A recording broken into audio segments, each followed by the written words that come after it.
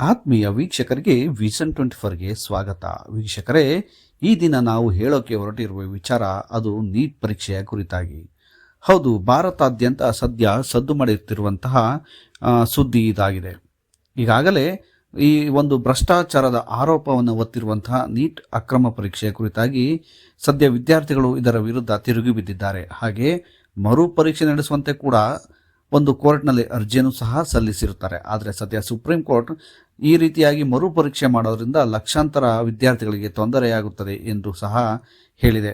ಇದರ ಜೊತೆಗೆ ಈ ಒಂದು ಪ್ರಮುಖ ಸುದ್ದಿಯ ಜೊತೆಗೆ ನಾವು ಹೇಳೋದು ಇನ್ನೊಂದೇನಪ್ಪ ಅಂದರೆ, ನೀಟ್ ಪ್ರಶ್ನೆ ಪತ್ರಿಕೆ ಸೋರಿಕೆ ಹಗರಣಕ್ಕೆ ಸಂಬಂಧಿಸಿದಂತೆ ಪ್ರಮುಖ ಮಾಹಿತಿಯೊಂದು ಹೊರಬಿದ್ದಿದೆ. ಏನಪ್ಪ ಅಂದರೆ, ಆರೋಪಿಗಳು ಈ ಒಂದು ಪ್ರಶ್ನೆ ಪತ್ರಿಕೆಗಾಗಿ 35ರಿಂದ 60 ಲಕ್ಷ ರೂಪಾಯಿಗಳನ್ನು ನೀಡಿ ಈ ಒಂದು ಪ್ರಶ್ನೆ ಪತ್ರಿಕೆಯನ್ನು ಖರೀದಿ ಮಾಡಿದ್ದಾರೆ ಎಂಬುದು ಸಿಬಿಐ ತನಿಖೆಯಿಂದ ಹೊರಬಿದ್ದಿದೆ.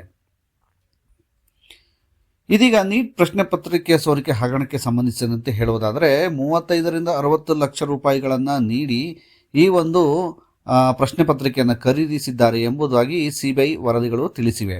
ಹಾಗೆಯೇ ಬೇರೆ ರಾಜ್ಯದ ಅಭ್ಯರ್ಥಿಗಳಿಗೆ 55ರಿಂದ 60 ಲಕ್ಷ ರೂಪಾಯಿಗಳನ್ನು ಕೊಟ್ಟು, ಅಂದರೆ 55ರಿಂದ 60 ಲಕ್ಷ ರೂಪಾಯಿಗಳನ್ನು ಪಡೆದು ಪ್ರಶ್ನೆ ಪತ್ರಿಕೆಯನ್ನು ನೀಡಲಾಗಿತ್ತು ಎಂಬ ಆತಂಕಕಾರಿ ಮಾಹಿತಿಯ ಸಿಬಿಐ ಮೂಲಕ ಹೊರಬಿದ್ದಿದೆ.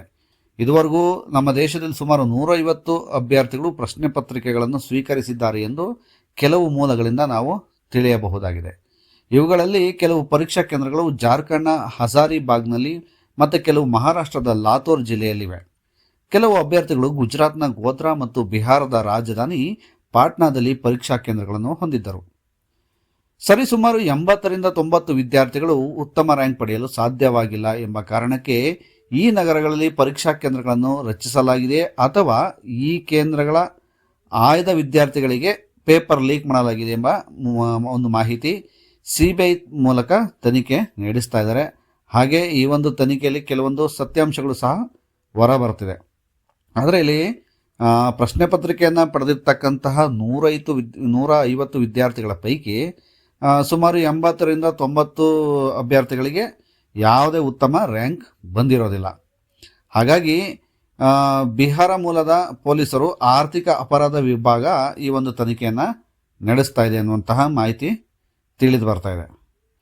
ಪೇಪರ್ ಸೋರಿಕೆ ಪ್ರಕರಣಕ್ಕೆ ಸಂಬಂಧಿಸಿದಂತೆ ತನಿಖೆ ನಡೆಯುತ್ತಿದ್ದರೆ ಈ ದಂಧೆಯ ಪ್ರಮುಖ ಆರೋಪಿಯಾಗಿರ್ತಕ್ಕಂತಹ ಸಂಜೀವ್ ಮುಖಿಯಾ ಇನ್ನೂ ಬಂಧನವಾಗಿಲ್ಲ. ಅವನು ತಲೆಮರೆಸ್ಕೊಂಡು ಓಡಾಡ್ತಾ ಇದ್ದಾನೆ.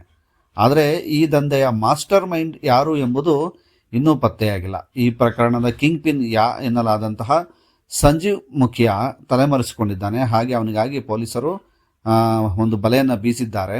ಹಾಗೆಯೇ ಇವನಿಗೆ ಸಹಾಯಕರಾಗಿರ್ತಕ್ಕಂಥ ರಾಕಿ ಮತ್ತು ಚಿಂಟು ಸೇರಿದಂತೆ ಅವರ ಅನೇಕ ಸಹಚರರು ಈಗ ಸದ್ಯ ಪೊಲೀಸ್ ವಶದಲ್ಲಿದ್ದಾರೆ.